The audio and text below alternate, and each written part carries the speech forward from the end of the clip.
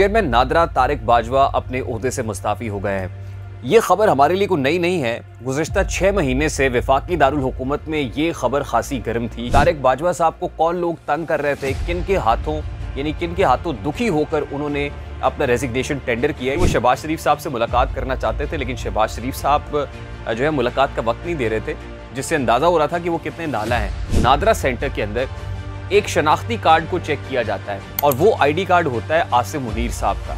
उस डेटा के जरिए से एक्सेस करने की कोशिश की जाती है उनके मोबाइल फोन नंबर्स को, उनकी फैमिली के नंबर्स को। चेयरमैन नादरा की पोजीशन किसको मिलेगी, इसमें भी पीपल्स पार्टी और पाकिस्तान मुस्लिम लीग नून के माबैन एक टग ऑफ वॉर शुरू होगा।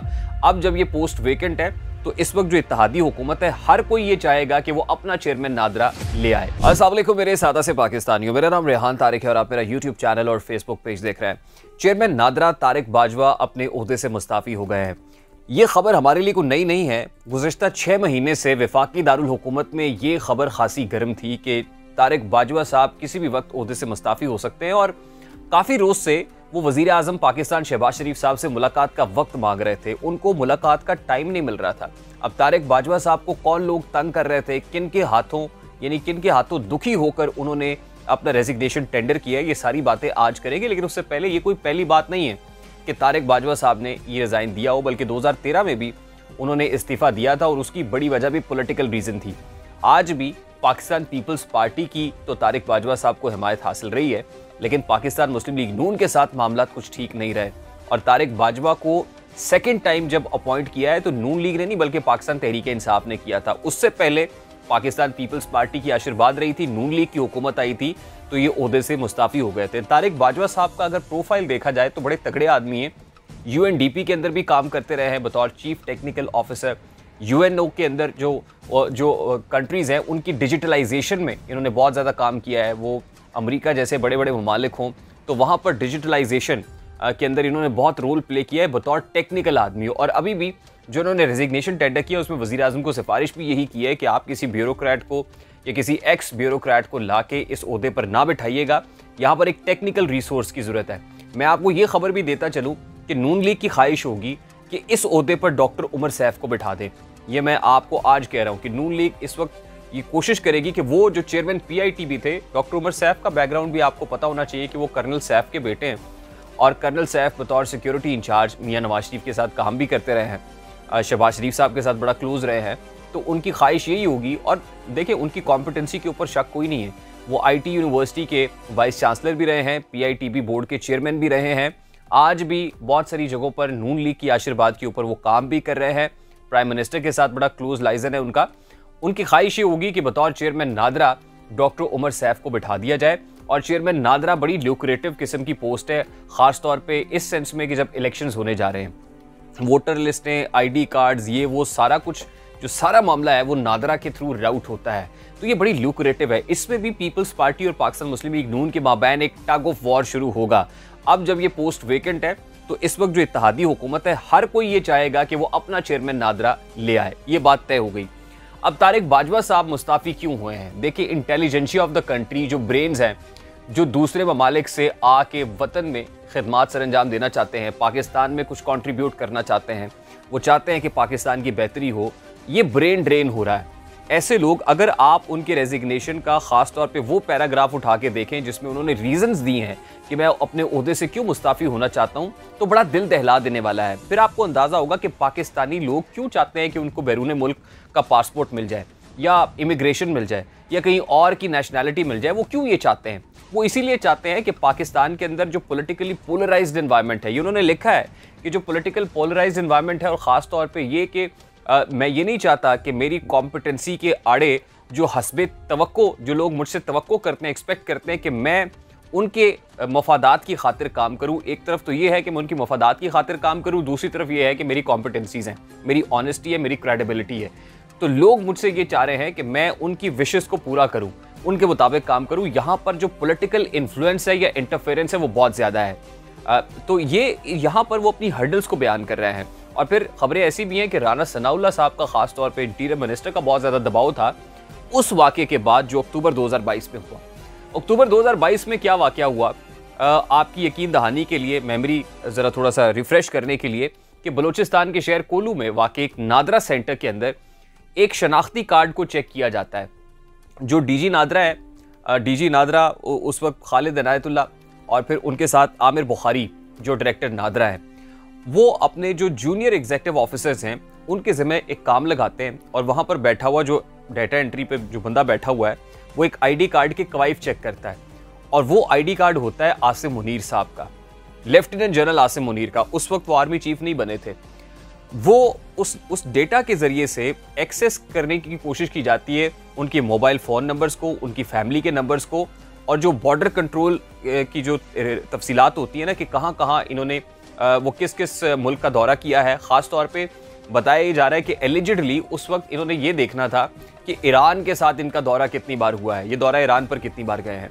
यानी वो जो सेक्टेरियन इशू है उसको बुनियाद बना के सऊदी अरब की नज़र में आसिम मुनीर साहब को गंदा करना मकसूद था। और ये ऐसे वक्त में हो रहा था कि जब chief of the army staff की अपॉइंटमेंट होनी थी, तो ये इनायतुल्लाह लक और आमिर बुखारी ने जो कुछ किया, उसके बाद उसकी एक इंक्वायरी जब हसास इदारे को पता चला और फिर एक बाहर बैठे हुए एक सहाफ़ी ने ये डेटा लीक कर दिया और सारा कुछ बताया और उसके थ्रू ये कैंपेन कराई गई, तो जाहिर है जब इस पर इन्वेस्टिगेशंस हुई तो एक ब्रिगेडियर साहब जो नादरा के अंदर अपॉइंट हुए थे फैज़ हमीद साहब की आशीर्वाद पे, उनकी ड्यूटी लगाई गई। उनका नाम है जनाब खालिद लतीफ़। खालिद लतीफ़ साहब को कहा गया कि आप ज़रा इन्वेस्टिगेट करें, इंटेरोगेट करें। अब हुआ क्या कि खालिद इनायतुल्लाह लक और आमिर बुखारी को तो बचा लिया गया, लेकिन जो नीचे अफसरान है ना, तकरीबन 6 अफसरान, उनकी बलि चढ़ा दी गई। उसके बाद जब पता चला कि खालिद लतीफ़ साहब जो है वो तो जनरल फैज़ हमीद की आशीर्वाद पे काम करते हैं या उनके मंजूर नज़र आदमी है जो नादरा में लगाए गए थे, उनको हटाया गया। फिर आमिर जावेद, अली जावेद नादरा के एक और अफसर, उनको इंक्वायरी अफसर अपॉइंट किया गया। नादरा ही के एक और इंक्वायरी अफसर को अपॉइंट करके फिर इंक्वायर कराया गया और उसमें खालिद इनायतुल्लाह लक और आमिर बुखारी के हवाले से भी ये इस्टेब्लिश हुआ कि आमिर बुखारी का जो भाई है वो तो इमरान खान साहब का वकील है। ये सारी चीज़ें अनअर्थ होना शुरू हुई, अनफोल्ड होना शुरू हुई और यही वजह है कि उसके बाद आर्मी चीफ को बड़ा गुस्सा था इस सारे मामले का कि उनकी अहलिया का डेटा, उनके बच्चों का डेटा और उनको सेक्टेरियन इशू के ऊपर साइडलाइन करने वाला मामला, कि जैसे ही आसिम मुनीर साहब की अपॉइंटमेंट बतौर chief of the army staff होती है, फैज़ हमीद तो दुम दबा के भाग जाता है, वो अपना रिज़ाइन देता है और साइड भी हो जाता है। ये जो उसका मंजूर नज़र आदमी था खालिद लतीफ़, ब्रिगेडियर खालिद लतीफ़, ये भी अपने ओहदे से फारिग हो जाता है, ये भी साइडलाइन हो जाता है उससे पहले। तो ये इंक्वायरी उसके बाद वज़ीर आज़म शहबाज शरीफ साहब इसको टेकअप करते हैं, यानी हुकूमत पाकिस्तान ये कहती है हम इसको इंक्वायर करेंगे और फिर जो मुल्ज़िमान हैं उनको करार वाक़ई सज़ा मिलेगी। इंटीरियर मिनिस्टर जो है उनकी भी ड्यूटी लगाई जाती है, राना सनाउल्लाह साहब की, और फिर जो छांटी का अमल है नादरा के अंदर वो शुरू हो जाता है। और फिर ख़ास तौर पे जो तारिक बाजवा साहब हैं चेयरमैन नादरा, ये भी उस इंक्वायरी के अंदर शामिल होते हैं। उस वक्त से लेके यानी खासा नज़ला था इस हुकूमत का और इस्टेब्लिशमेंट का नादरा के ऊपर और नादरा के हुक्काम बाला के ऊपर, जो एक बहुत बड़ा जो वजह तनाज़ा है। गो के कल राना सनाउल्लाह साहब ने एक प्रेसर दिया और उसके अंदर जब उनसे सवाल किया गया कि क्या ये जो डेटा लीक वाला मामला है ये भी वजह बना तारिक बाजवा साहब के रेजिग्नेशन की, तो उन्होंने कहा नहीं, वो तो मामला तय हो गया था, वो ऐसी कोई वजह नहीं है। बताया यही, दिखाया यही जा रहा है कि ऐसा कुछ नहीं है, लेकिन बहुत बड़ा जो प्रोमिनेंट रीज़न है वो यही वजह है। यहीं से स्टोरी शुरू हुई थी अक्टूबर 2022 के अंदर, यानी कुछ 6-7 महीने हो गए हैं इस सारी खिचड़ी को पकते हुए। उसके साथ साथ और FIA और नैब के तकरीबन 5 केसेस बताए जा रहे हैं। ये जो स्मार्ट कार्ड्स बने थे, स्मार्ट कार्ड्स के अंदर अरबों रुपए का जो चूना लगाया गया एलिजिडली, वो भी एक बहुत बड़ी स्टोरी है। और 5 केसेस के अंदर खुद तारिक बाजवा साहब का नाम ऐड किया गया। FIA ने उनको तलब भी किया, नैब ने भी तलब किया, उनसे पूछगछ भी की गई।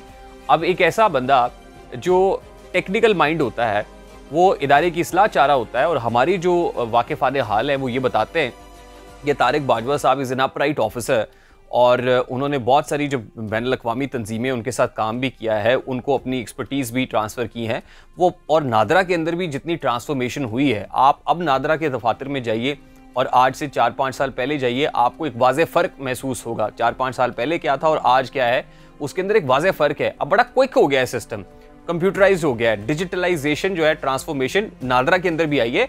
उसका बहुत बड़ा क्रेडिट तारिक बाजवा साहब के सर जाता है। लेकिन वो ऐसा अफसर जो है सियासत के हाथों तंग होके, इस पोलराइज्ड एनवायरनमेंट के हाथों तंग होके वो इस ओहदे से अलहदा हो गया है। अब जैसा कि मैंने आपको बताया कि वो शहबाज शरीफ साहब से मुलाकात करना चाहते थे, लेकिन शहबाज शरीफ साहब जो है मुलाकात का वक्त नहीं दे रहे थे, जिससे अंदाज़ा हो रहा था कि वो कितने नाला हैं। अल्टीमेटली जब मुलाकात का वक्त मिला उसके अंदर वो रेजिग्नेशन उन्होंने टेंडर किया और उस इस्तीफे को मंजूर भी कर लिया गया। और इस्तीफा मंजूर होना ही था क्योंकि पहले भी वो चाह यही रहे थे कि खुद ही ये स्टेप डाउन कर दें और अलहदा होके वापस चले जाएं, और वही हुआ। लेकिन उन्होंने जो भड़ास है अपनी उस इस्तीफे के अंदर ज़रूर निकाली है। अब अगला टग ऑफ वॉर जब शुरू होगा, जो सियासी रस्साकशी शुरू होगी, अभी देखिए कि पीपल्स पार्टी और PMLN के अंदर पहला झगड़ा हमने बजट के अंदर देखा। दूसरा इंपॉर्टेंट झगड़ा हम आजकल देख रहे हैं, वो जो चेयरमैन PCB की अपॉइंटमेंट का मामला है।